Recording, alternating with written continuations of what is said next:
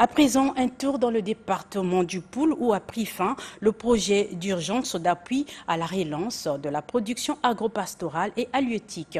Un projet initié conjointement l'année dernière par le gouvernement congolais et le Fonds des Nations Unies pour l'alimentation et l'agriculture FAO. Pour se rendre compte de l'exécution de ce projet dans son volet technique, une mission de la FAO est allée sur place dans le Poul. C'est un reportage d'Alexis de la Rivière.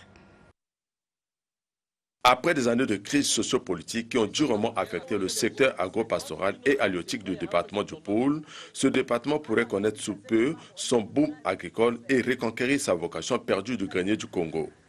Ce grâce au projet de relance des activités agropastorales et halieutiques financé par la FAO. Projet qui a permis la distribution de plus de 200 têtes de bêtes aux éleveurs du département et à l'installation des parcs à bois de manioc dans les pays de Pangala, de Boko et Akombe. Pour un hectare, nous plantons au total 10 000 boutures et à la récolte, on se retrouve avec 100 000 boutures. Donc sur les 100 000 boutures, le groupement lui-même bénéficie de 30% de la production, qui correspond à 30 000 boutures, et les 70 000 boutures sont destinées à la communauté au fait. Si la filière manioc se développe sans difficulté, celle de l'élevage par contre a maille à décoller, faute de mortalité. Cette mortalité peut naturellement être due au stress, n'est-ce pas? Parce qu'on sait que prendre une bête de Brazzaville jusqu'à par exemple au pays de Mpangala, l'état de la voie naturellement elle n'est pas bonne. Le trajet aussi, le transport a contribué à ce taux de mortalité. Ce projet a permis également l'ensemencement de la station piscicole domaniale de Mindouli en Alevin.